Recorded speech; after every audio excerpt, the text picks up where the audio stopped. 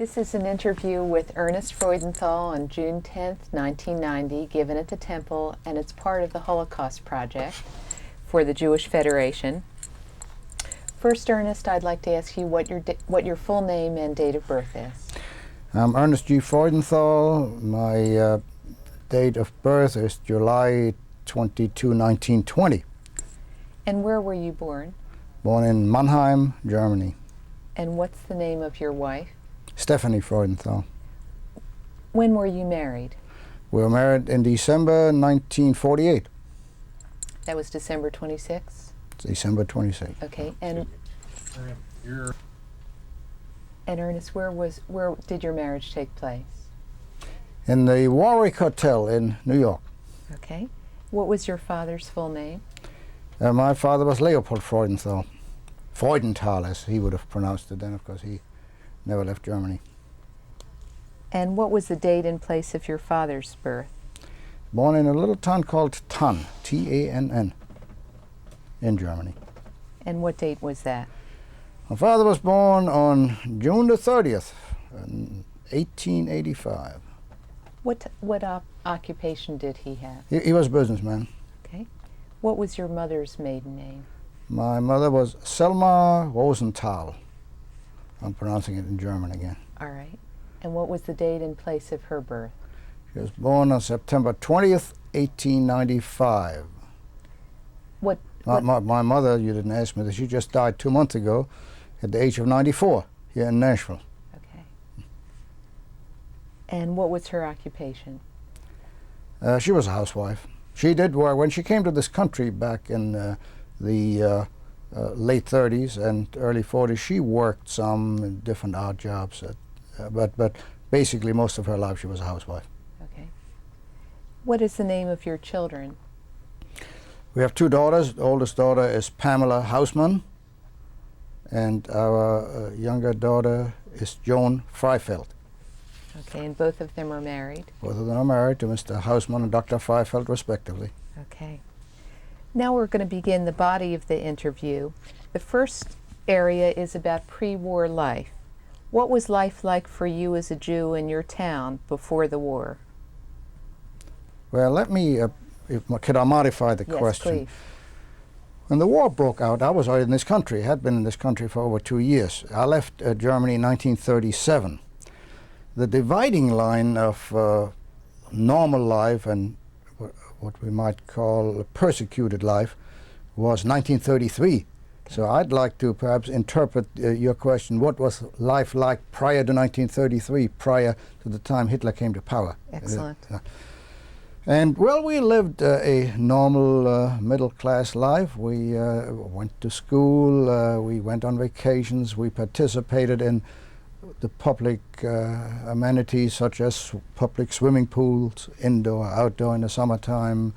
We were able to go to the theater with our classmates. We participated in soccer games and all the things that the general citizenry of Germany participated in, we were eligible for and participated in. So there was no segregation of Jews at all at that time? Oh, I would say there was probably some social segregation, and of course I was a child, so it didn't really matter, but adults generally entertained in the evening, played cards or whatever they did, and that was probably pretty well segregated. I would think that my observation and my recollection is that all of my parents' social friends were Jewish. Okay. But all other activities of schools and yeah, business life, school, public life, we were equals. Okay, and then what happened in 1933 to change that? Well, when Hitler came to power, he took over, he and his cohorts, the Nazi Party, took over all facets of German life. Overnight, newspapers were taken over, democratic, liberal editors were kicked out immediately. Some went to jail, some went to concentration camps. The courts were immediately made Judenrein. Jewish judges and attorneys were disqualified. Certain professions, the Jews were able to hang on for a while. for instance, in medicine, they were able to, where they had a private practice, they were able to continue for a while.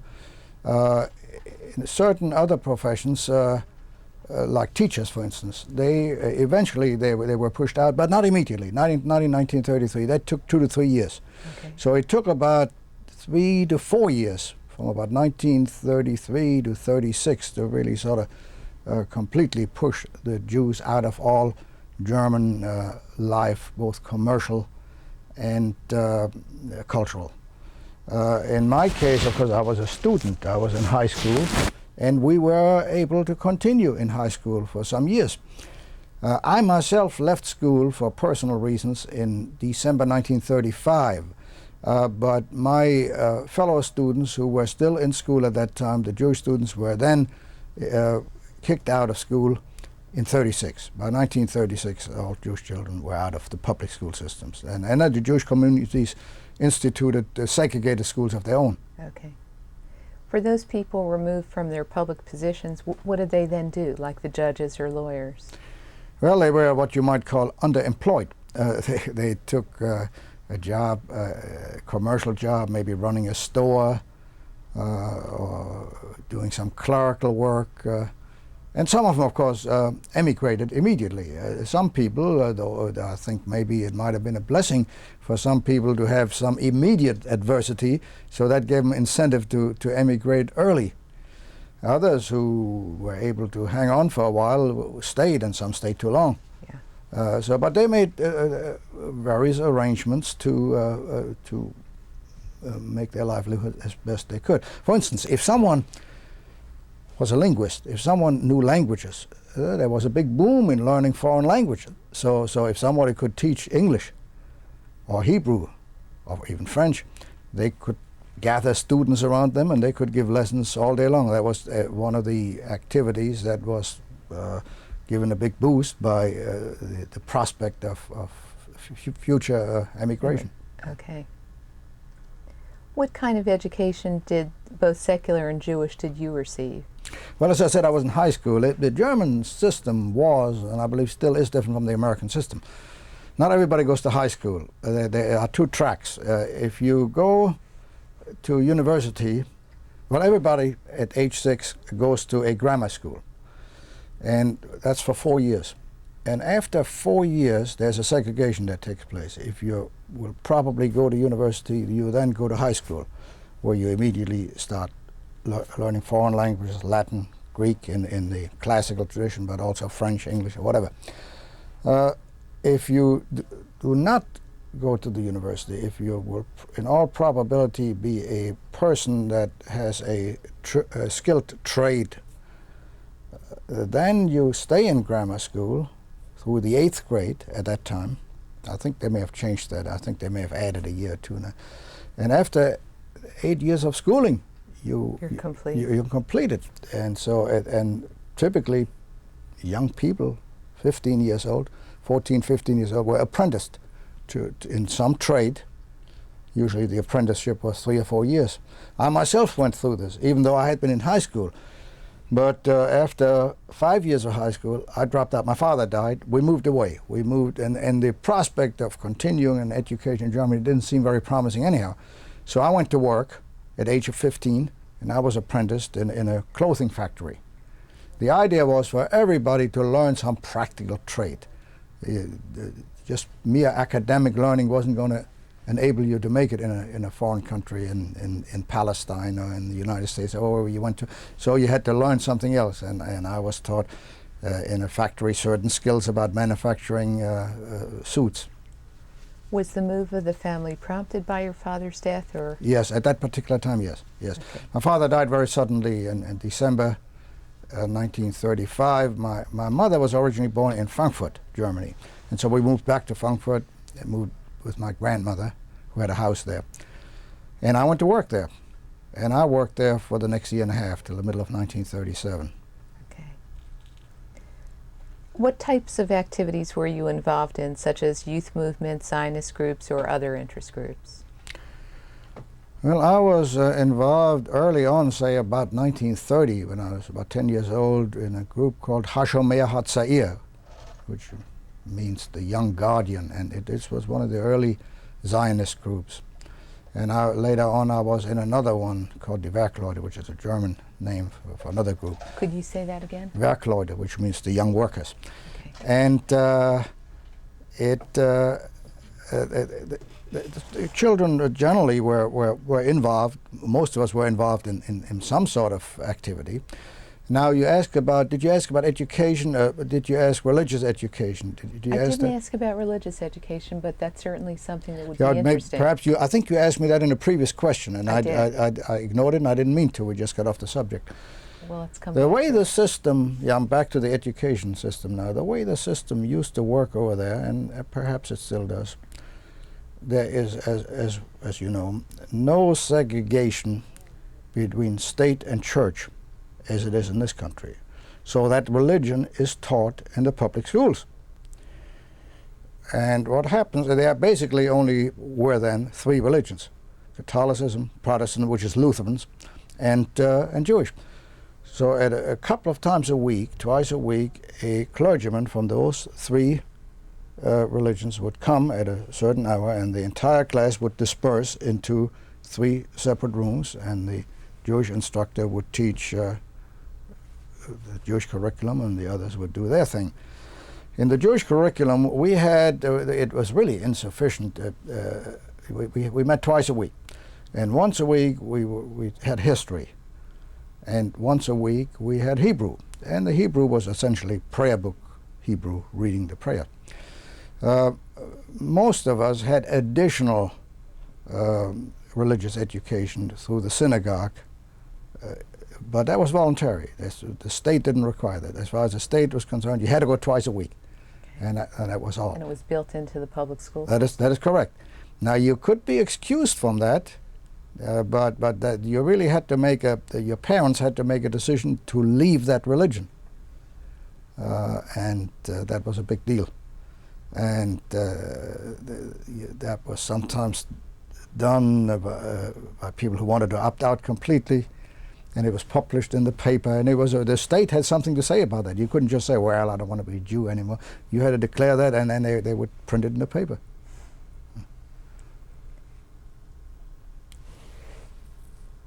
Ernest, how did the Nazis' rule in Germany first affect you?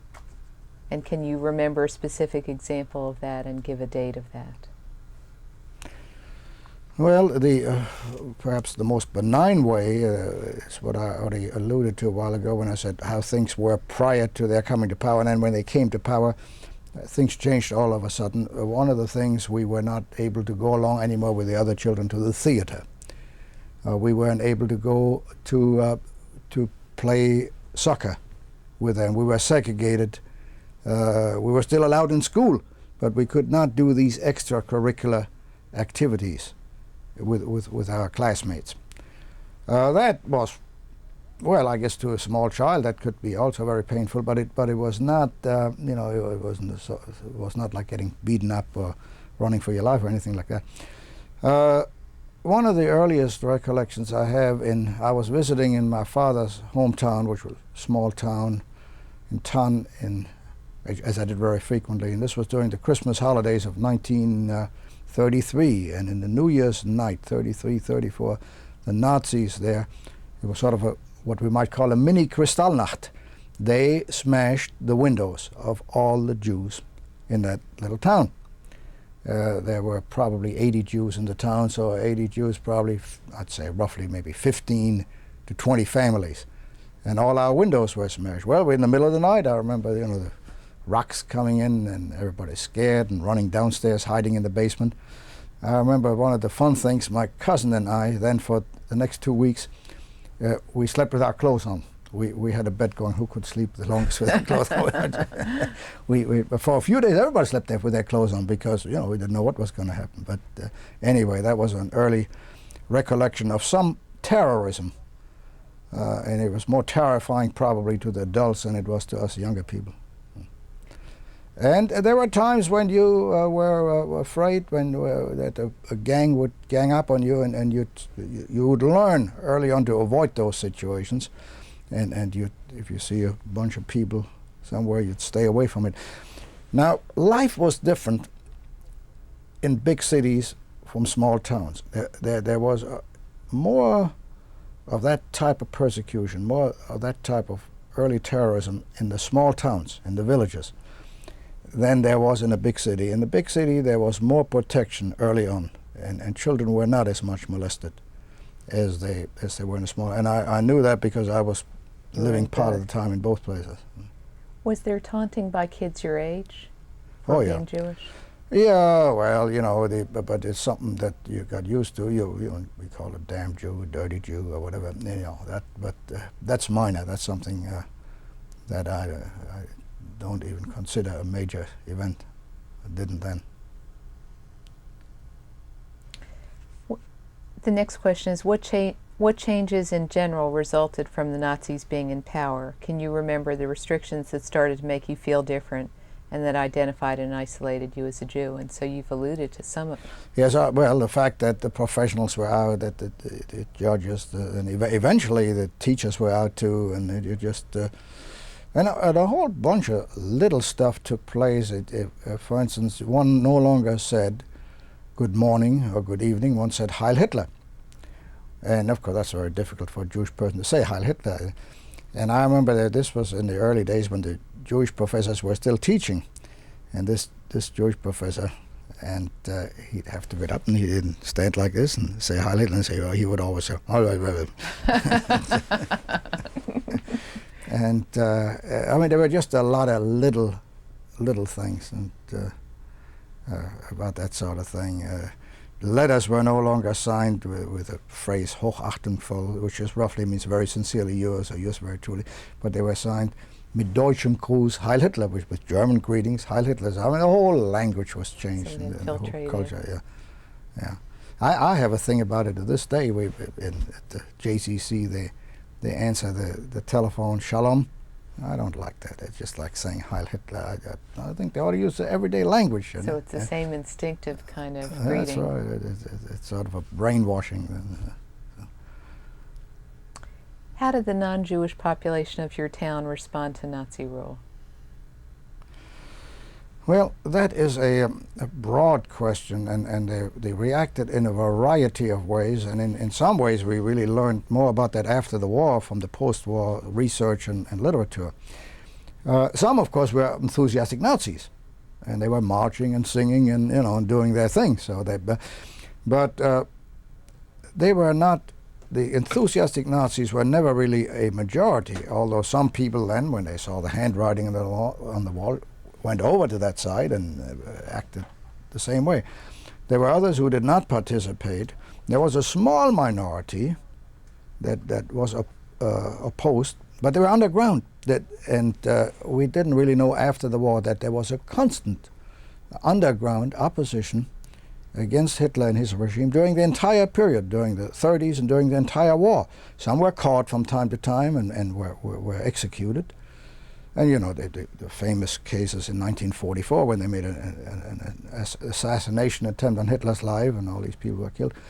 But some of this was going on all the time, but it was underground, so we didn't know that at the time. There were also people who were hiding Jews, who were helping Jews. In the early days, of course, it wasn't as necessary to hide Jews, but then when the Holocaust really started in the 1940s, and there were people who did this, and they weren't known, it was, well, if they got caught, they were severely punished. But after the war, we found out about many such people. As you know, that the Yad Vashem in Jerusalem is a memorial to the righteous Gentiles.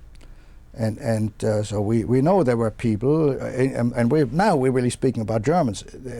We know there were people in Poland and in the other countries. Denmark had a great record of that, but there were people in Germany doing this, albeit fewer, but there were. Mm-hmm. Well, as I say, that we didn't know that at the time. No, of course, did we know the kind of peril we were under. It was subtle and building on a gradual basis. That's right. When I left Germany in 1937, and you haven't asked me about that yet, well, let me just anticipate, I and all my contemporaries left, not because we thought we were fleeing from the gas chambers, not because we thought we were going to be killed. No one would even You think couldn't have about that. anticipated You that. left because there was no economic opportunity. There was no opportunity to lead a normal life. There was no opportunity to be educated. So you got out to where you could have a better life, and that's all we knew at the time. And did immigration? Okay, we're going to change it.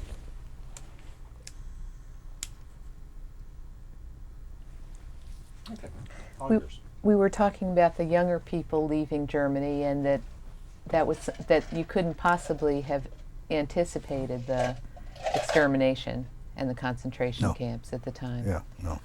Also, Ernest, was immigration difficult because you would then need to leave all your property for the older people? For the older people, very much so, yes. People who had wealth, which they could not legitimately take along, and if you smuggled it out, some people did, but if you got caught, that was very dangerous. So people were reluctant to leave all their property behind, and that's why some people waited too long. There was one other thing, of course, older people had a greater emotional attachment and investment in that culture. They had lived their whole life there, and they had their education there. And so they felt that that was their country. That's where they wanted to live. They really didn't want to leave unless they were completely driven out. Younger people, aside from the fact we didn't have much money, but also we were not as emotionally attached. Well, if it's not nice here, let's get the hell out of here. And your occupation wasn't formed in any way. That is either. right. Yeah, sure, I was a teenager, and so it was much easier for a young person to make that decision. What was the deciding factor that made you leave? Well, I think the whole events of 1933 to 1937 that we have talked about here, so there wasn't any one factor. It was just a given that you had to get out. The question was not whether, but the question was where and when. Those were the questions. Now, you knew you had to get out. How easy or difficult was it for you to get the necessary documents to make immigration possible? Well, I was fortunate. I was distantly related through marriage to the May family here in Nashville. And they sent me the affidavits. They came to Germany in 1936, and I spoke to Mortimer May and told him I wanted to leave and come to America, and he then sent me the necessary affidavit. And so in early 37 they came, and then I left in the spring of 37. Where did you go when you left home? Did you first go to any other countries before coming to the United No, States? I came straight. I shipped out of Hamburg with the United States line straight to New York, and did not stop in any other country. Were you on your own mostly, Ernest, or what kind of thoughts were going through your mind as you were making that passage? Well, I was with some people, older, some adults, and they had children, and I was with a couple other young people that were coming to Nashville. I was the only one in my family, but I was not completely alone. I was sort of attached to a group, and well, I don't know the thoughts. It was exciting. It was very, very exciting. I was not homesick. The first time in my life I was homesick was many years later, when I was in the Army in 1944. I was homesick for the first time in my life. And this was in 1937. I wasn't homesick about leaving Germany. Were you due to be met by someone in New York? Yes. I had relatives in New York who met me, and I stayed with them about 2 weeks, and then they put me on a train to Nashville. Okay, and that's where the Mortimer May family... That is correct, right. So no one in your family did leave with you?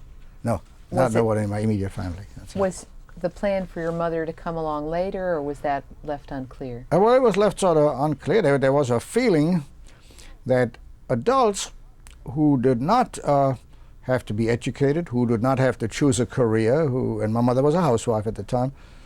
She was living with my grandmother, and the two women were together, that people like that could live out their life in Germany, that the young people were just being sent out for an economic future. Better opportunity. Well, it got worse and worse. Then, of course, in 1938 came the Kristallnacht, the night where all the glasses were broken all over, and a lot of persecution. People were put in jail, and members of the May family, the Moses May, who was Jacob May. Jacob May is the patriarch of the Nashville branch of the family. Moses May was his brother in Frankfurt, who was my uncle by marriage. and he went to jail. He and his son-in-law, and so that. But people got the idea. Everybody needs to get out. Now it's getting dangerous. Well, by now, this was late '38, so by early '39, people were trying to get out, and my mother got out in 1939, and I believe in July '39, and the war broke out on September the 1st, '39. So she just made it. Mm-hmm. We were able to get my grandmother out as late as 1941. She was an older person, and the United States was not at war, and the Germans would still let old Jews out, and they put her on a train and sealed it up and shipped her through occupied France, unoccupied France, down to Portugal, and in Lisbon she got on an American ship and came over here. So that as late as 41, of course, after Pearl Harbor, December 7th, all that was cut off. So but a few people still were able to get out. Was it cut off by German close of immigration, or was it cut off by no more acceptance? Well, it was I think a combination of both, plus wartime conditions. Emigration during a war generally ceases. The borders are closed, and ships are sunk and all that sort of thing. So they I think after Pearl Harbor it was just all closed on both sides. Backing up just to one interest of mine, Ernest, when people were jailed, what was the charge usually? Didn't have to be any charge. Or you could be jailed for a parking ticket or for trumped up charges. Denunciation for having said something against Hitler. If you told a political joke, that was enough to go to jail. There was no freedom of the speech. Anything, like any kind of charge, whether you really did it or didn't do it, didn't really matter. If they wanted to put you in jail, they could. But it was understood by the community as harassment for being Jewish, or? Well, the constraints on speech apply to everyone. If a non-Jew would make anti-government statements, anti-Hitler statements, he'd be thrown in jail too. People were very careful, of course, try not to do anything that would violate the rules, but there were bugging devices, and people would sometimes inform on their own family members. I'm not talking about Jews now, I'm talking about non-Jews. And so people were arrested from time to time for anti-government activity. Going back to immigration, there's one thing that occurred to me and I didn't mention. One of the problems at that time was not getting out of Germany. If you wanted to get out, the Germans were quite willing to let you get out. Their object was to make Germany Judenrein, that's free of Jews.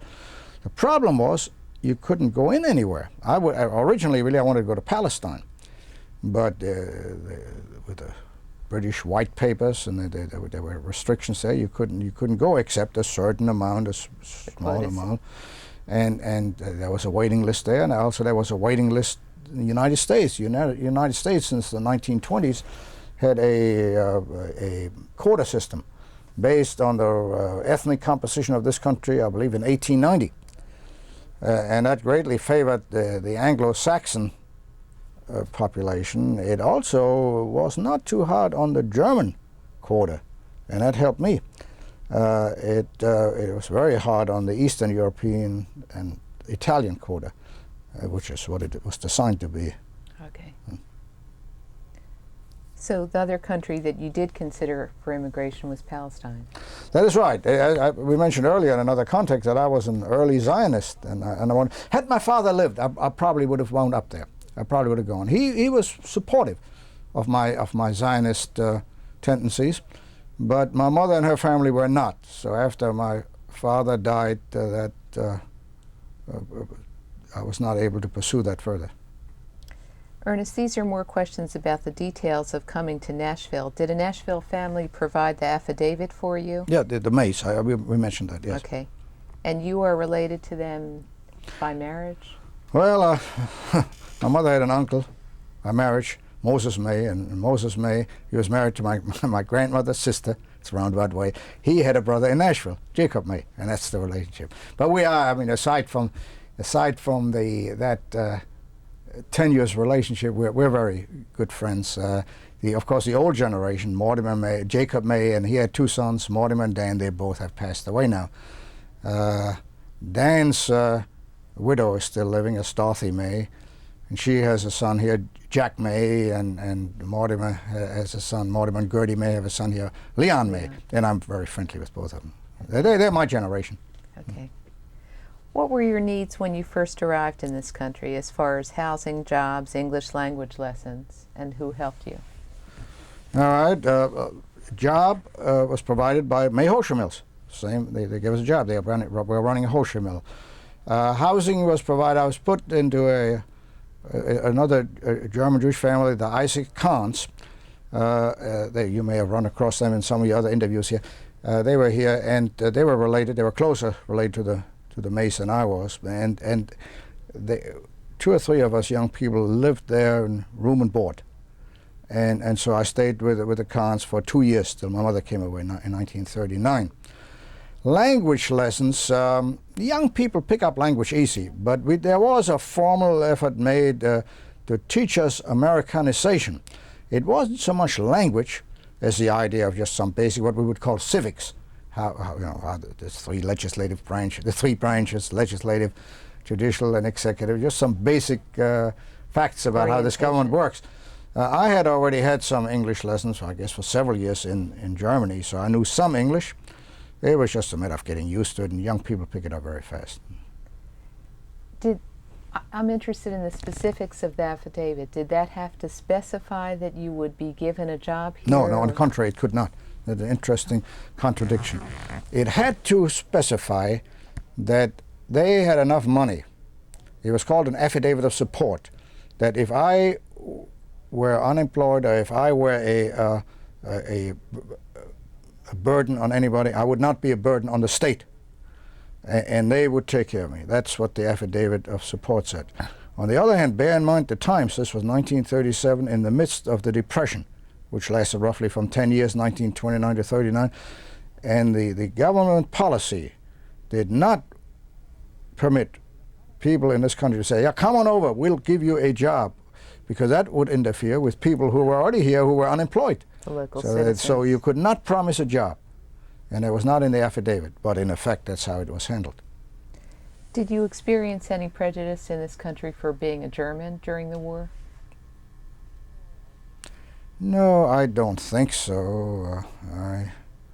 No, it doesn't stick out. I think there was that prejudice being Jewish. There's some anti-Semitism that you encounter sometimes, but not specifically being a Jew from Germany. I don't think that mattered.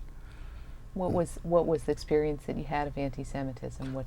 Some similar perhaps to the early anti-Semitism in Germany. Somebody called you a damn Jew or something like that, a dirty Jew or whatever. And you have that we had it in the service. I got into the service in 1944, and but had some in civilian life occasionally. You run across that thing, but that sort of thing was sort of standard behavior amongst many people, until the facts of the Holocaust became known. After the Holocaust and the terrible consequences, then it became unfashionable for some time. I'm not sure where we are now with that, but anti-Semitism became very unfashionable. But back in the 40s and prior to that, it was sort of standard. Ernest, so in that context, did you have any problems getting a job, or were you mostly getting jobs within the Jewish community? I got jobs within the Jewish community. I think that was a general statistic. That's no longer true, but back then, 90+% of Jews who were not self-employed and who were not working for the government and who were not working for a university, but who were in the private sector, working for a private business, were employed by other Jews. Okay. That was sort of a statistic that was battered around at that time, and I think that was true. My observation bore that out. It's no longer true.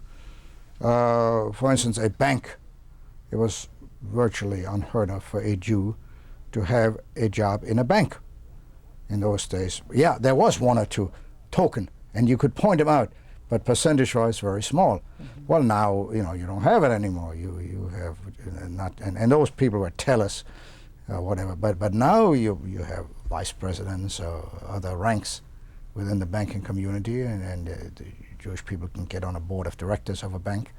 All that was unheard of in those days. How about in the universities in terms of gaining entrance to the local colleges? Was it a problem? Well, there were always rumors of a numerous clauses. I never experienced a problem. I went to Vanderbilt. I was older than the average student. I graduated from high school late because of my personal history. I was 22 when I got my high school diploma, and the same age when I became a freshman at Vanderbilt. But being Jewish wasn't a problem. That is not. There were always rumors in those years about the Vanderbilt Medical School having a quota system, but I don't know whether. But you didn't personally experience that as a barrier in any way? Not at all. Okay. Once you were resettled in Nashville, did you make attempts to help get out other families or friends out of Europe? Well, I had two priorities. The first was my mother, and then once we got her over here, she and I worked getting my grandmother out.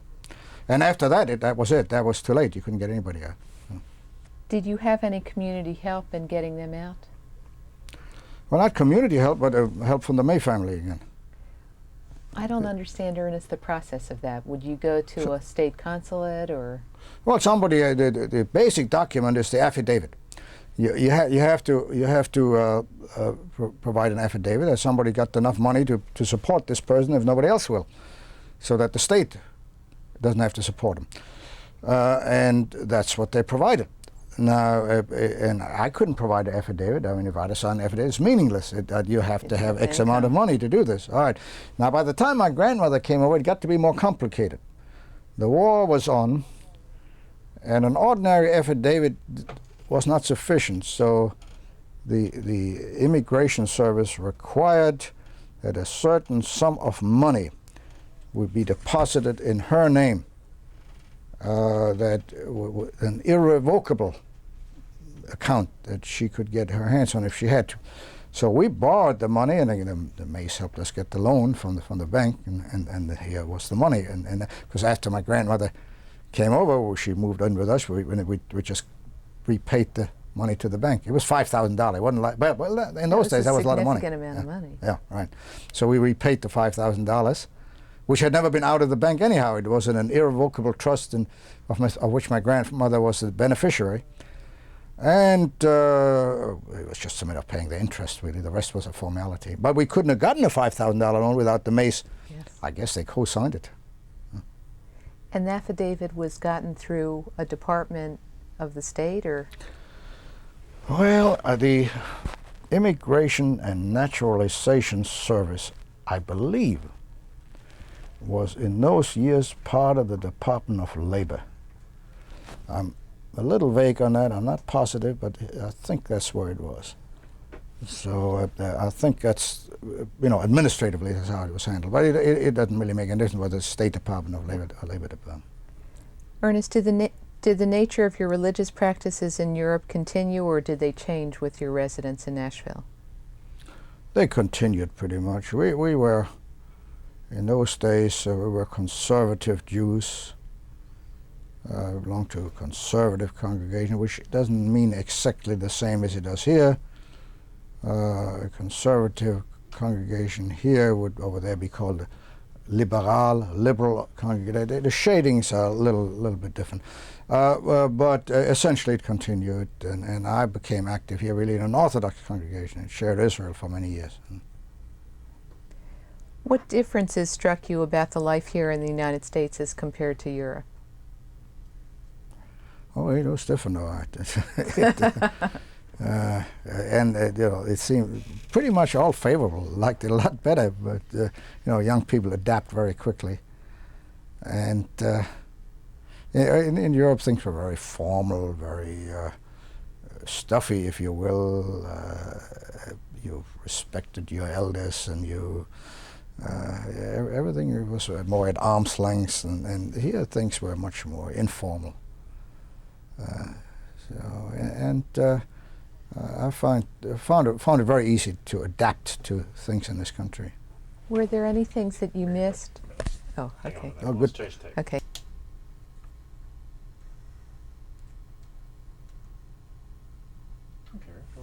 We're talking about the differences between the United States and Europe, and that you had noted that in the main it was really an improvement for you and less formality. But I wonder, Ernest, if there were some things that you missed, such as cultural life, in the What life? such as cultural life in the United States or Nashville compared to. Yes. I mentioned earlier in my childhood in Germany, one would go to the theater, one would go to the opera. There was very little of that in Nashville in those years. We have it now. Now we got T-Pack and we got all these things. But I did miss that. I miss soccer, which and it took me years to learn about baseball and football. Yeah, none of which I knew anything about. So there were some things that I perhaps missed, but it wasn't a big issue. It's just something that you did without. Ice skating. I used to ice skate. Well, now I can do it again. As you know, in recent years we've had an ice skating ring, but back in the 1930s, 40s, we didn't have any ice skating in Nashville at all. So I had to do it. I went without ice skating, I guess, for 35 or 40 years. And no problem picking it back No, up? well, the first time I was a little shaky, but now it comes back to you. It's like bicycling. Once you learn it, it'll come back. Looking back, what were your most dominant feelings during your resettlement, and have they changed with time? Oh, I don't know that it's awful hard to recall. We're talking about something 53 years ago. Yes. What were my predominant feelings? I don't know. I don't know that I have any. I tell you, I think all our perspective was changed at the end of the war, when we found out about the Holocaust.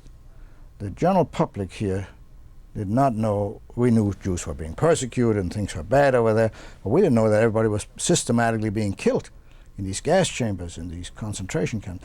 Well, when we learned that after the war, and having escaped it, I think that was a profound change in many things and how we look about things, and look at things. So things have changed, of course, because of these influences, but I don't know that I can compare to at the time of my immigration. Did you in particular, Ernest, experience any guilt for being a survivor, or did any German people that you know, German Jews? Not on the conscious level, no. Now I must say this, and this is a technical point, I do not consider myself a survivor.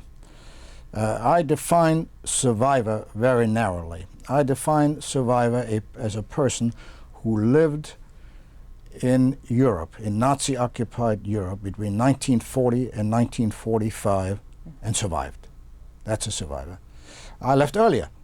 Now, in a sense, of course I survived. I'm still here. But a survivor is a special person who lived through this terrible thing and was able to survive. Yeah. Yeah. So and I think perhaps those survivors might have more guilt of a conscious level. I do not have it. Not that I know of. How long did it take you before you and other members of your family felt at home in the United States? Oh, it And took think me. here about your mother and your grandmother. Well, as it took me at least 2 hours. I believe that. Yeah, I left it. I left it from the minute I set foot in New York Harbor. Oh, I mean, I loved it. Well, I wasn't quite 17. I was 16 years old. Well, I loved everything. Milkshakes, subway rides. It was great. And didn't have any money, but didn't need much money. And so it took me no time at all. And I soaked up American culture. I just loved it. Did you come fairly immediately from New York to Yeah, Nashville? 2 weeks. I spent 2 weeks in New York. I had relatives, and I spent 2 weeks with them, and then I came to Nashville. And then took a train to Nashville? Took a train. Yeah, it took 26 hours. Slow train. Changed in Cincinnati, and perhaps that was all. Yeah, made a change in Cincinnati. But we did that for many years. Going back to New York, until I guess the early 1950s. I remember as late as 1951, 52, still going to New York on a train. After that, we started flying, or driving. But we back in the 30s and 40s, we always took the train. Ernest, did you have an amount of belongings with you? Oh, a couple of trunks, yeah, clothing. One thing you could do, you couldn't take any money with you, but you could, if you had money, you could spend it, and for merchandise. So we bought all kinds of clothes, and I had suits, and then it turned out they were much too hot. for Nashville. The heavy woolen stuff, and it was hot here. And I arrived in July 1937 and had nothing real light. So I had a bunch of stuff, yeah. And a lot of it used up and replaced it gradually. Yeah. What was the adjustment like for your mother and then for your grandmother? Well, for older people, it is much more difficult for some of the reasons we mentioned earlier. Their culture is more rooted over there. And another thing is the language problem. Young people learn languages very fast. When you get to be older, it's not as easy to pick up a new language. And so they never became as proficient in English as a younger person might have. Mm-hmm. But they got used to it. They settled, and my mother got to live in this country for 50 years, over 50 years. And so when she died this year, she had been here 51 years. We're moving on to the next category, which is post-war. Did you ever try to return to your home in Europe? When you say try to return, do you mean to live there again? No. Did you ever visit? Oh yeah, we've been there a couple of times. Yes, yeah. Mm-hmm. Didn't go back for 35 years. First time we went back was in 1972, and we've been in Europe a couple more times, but we've been in Germany, in our hometown, only twice, in 72 and again in 85, about 5 years ago. Was there some reason for waiting that long to go back? No, not really. I guess we had to wait that long. Could afford to make a trip to Europe, but when we go to Europe, we will usually go into Germany. And I have graves to visit there. My father is buried in Frankfurt at the cemetery, and then we go to Mannheim. When we're anywhere near there, we will go. Is there still a Jewish community there? Well, when you say still, that's not. There is a Jewish community, but not still. It was all wiped out. And there's a new Jewish community there again now, yes. And that is true also. Frankfurt, where I used to live and where I've been, yeah, they are new Jews. But they're mostly not German Jews, the original German Jews, though they're mostly people who found themselves in Germany as displaced persons at the end of the war. Mm-hmm. And they settled there. You asked me, still a Jewish community. Let me give you a little aside here, but something that always impresses me. I've been there a couple of times. At the cemetery where my father is buried in Frankfurt, it is a relatively new cemetery as European cemeteries go. The old cemetery was built in about 1929, and this cemetery was opened in 1929, and people are buried there in rows, in chronological years. My grandfather is buried there. He's in one of the earlier rows, 1931. And then my father died in 1935. And there are others whom I knew in 1936 and 1937. And as you walk through the cemetery, you reach a row which is about 1940. And the next row is 1948. There's a missing thing, and there's a monument there to those who found no grave, and there was nothing. So between 1940, what was left was deported to Auschwitz or similar places, and then after the war, people settled there again in 1945, 46, and I guess their earliest burials were in 48, and that always comes to me when I'm at that cemetery. Me listening to it too. Yeah. Ernest, is that principally a Jewish cemetery? Oh yeah, it's a Jewish cemetery. Yeah. How did you feel? However, not run solely by the congregation, but the city of Frankfurt participates in it. The public has its hand in that. Again, no segregation between state and church. Okay. But go ahead. I'm sorry. That's fine. How did you feel when you met non-Jewish friends or acquaintances from before the war? Well, I have virtually none. I have one contact that I correspond with, that I'm in touch with, and we're very close to each other. The woman was my surrogate mother. My mother turned me over early on to a, what we might call a governess, or a nanny, Kinderfräulein in German. And I had a number of these, but she's the first one that I remember. I was 3 years old, and she stayed with me from the time I was 3 till the time I was either 10 or 11. at which time she got married, or else she would still be with me probably. And after she left us, and I was still in Germany, I kept up contact with her in 1930. She left us about 1931, and I was in contact with her till 1936, 37 really, till I left. And then after the war, we wrote to her and corresponded. And when we went back to Germany, I sought her out. And she's quite old now. She's in her 80s. And I know her husband, he's still living. And so we do have a contact. But they're the only contact I have in all of Germany. And I happen to know these people were all right. I happen to know. I wonder, we see, when I deal with a German, an elderly German, a German my age, what in the world were you doing 50 years ago? You know, What because role were they in? all these terrible death camps were not run just by Hitler and 3 or 4 helpers. They were run by thousands of people. And you know, what were you doing? Well, I don't know. You know, but I have no problem with young Germans. You know, they weren't even there, so they're not guilty. But Germans, my generation, I worry about. The last questions are about your personal feelings. How did your pre-war and immigration experiences change you? Do you look at other people and or the events of life differently? Oh my goodness. Well, that's a philosophical question. It is. Look, what is it that Ulysses says in the Tennyson poem? I am a part of all that I have seen. So obviously the fact that I was born over there and underwent this persecution in the 30s, and then emigrated and came to this country, all that had to have a great impact on me and made me a different person than I might have otherwise become. But it's very hard for me to judge that objectively. Yeah. And I mean, there are certain cultural things I took with me and brought to this country and adapted them here. For instance, I always had a love of history, which we do not do a real good job of teaching history to our young people in this country. In Germany, not only in Germany, in Europe they do. Europeans have a much better understanding of history. Well, when I came here, I was old enough to have had some of that education, so I soaked up American history. And I know more American history than most of my contemporaries.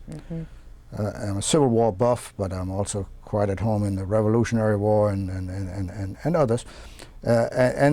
So this is a mixture, I think, between my German background, a European background, and having been exposed to things in this country. But what I observe, Ernest, is that your outlook is such an optimistic one and such a using of whatever you had as an opportunity. Do you feel that that was the same for your mother and grandmother, or was there more of a bitterness or pessimism about things? No, not with my mother. Oh, my mother was a little, I guess, homesick at first, and she was a little unhappy at first. But I had the opportunity 3 months ago, 3 months ago yesterday, on March, she died on March the 9th, and I gave the eulogy. And I reflected on her life, how she adapted and how she made the best of it, and she did various things. She worked at May Hochschule, as all of us did at one time or another. She didn't like that. She had never worked in a factory in her life. And then she babysat for a while, and she eventually gave German lessons. She did all kinds of things over the years and adapted. And so I think she was an optimist and adapted extremely well. My grandmother was older, and I think it's probably more difficult. And she did not live that many years here. She lived here from 41 till 46, not quite 5 years. Here's another general question. How do you feel about being Jewish? Well, I'm very positive about it. I have always identified with the values of our religion, the ethical values that are really the basis of all religion. And I take pride in our achievements as intellectuals, and so I feel very positive about it. I've got no problem with that. And plus your orientation has been to be part of the Jewish community in a lot of organizations. Well, I have. I've served as president of the temple. I've served as president of the JCC and of the Federation. So and you know, before you get to be president, you serve as secretary, treasurer, vice president. So I've put in my years of service in the Jewish community. Yeah. Hey, let me put that in for posterity. I'm the only person alive, I think I can say that without fear of contradiction, who is both a past vice president of the temple and a past vice president of Shared Israel. Not a president, but a vice president. Yes, yes. So for whatever that's worth. Well, that's worth something, of just that crossover between both of those. What effect have your experiences had on the way you brought up your children? What effect has it had? Well, I'm a what you call an old-fashioned liberal and perhaps somewhat of a secular humanist, which is perhaps a pejorative term right now, but it sort of describes me. My oldest daughter, and she's verbalized this, has felt that perhaps we did not give them enough religious education. We brought them up at the temple, and and they were confirmed. And my younger daughter's became bat mitzvah at the temple. But my oldest daughter and family now are active in the conservative synagogue. They've moved over to West End. They're more comfortable there, more traditional, and that's fine. That's great, and I'm very happy with that. So perhaps I haven't brought them up as traditional as they would have liked. Mm-hmm. And now my younger daughter, I think, is comfortable with the way we do things, but her husband is more conservative. So that she probably will also eventually be more active in a conservative synagogue, whereas we are Reformed. How much were your children curious, or did you and Stephanie take the time to tell them about your experiences in Germany? Oh, it's by osmosis. You know, they live around it all the time. They pick up some language, they pick up some German, and they know there's a whole theory, there's a whole syndrome of literature on that the children of survivors and the children, in my case, of refugees, in our case, are different, because we come from a different culture, so that impinges on our children's upbringing, and they feel that they were brought up different than their contemporaries. Mm-hmm. Some of it is economics. We perhaps didn't have the money. We were more conservative of what we would spend. But part of it was cultural, and so there's probably quite a bit of evidence that we brought up our children a little different than our contemporaries. But it's hard for me to be objective about that. Yeah. And I don't know that our children are any the worse off because of that. Is the word itself, refugee, in any way a pejorative word, or did that feel like... Well, I think it was back then. I think in the 1940s it was. I have no problem with it now, none whatsoever. I think it was then, yes. Ernest, this is the last question. Now that you have told me your story, what would you like others to know? Is there a message you would like others to remember about your experience? Well, this is a very broad question.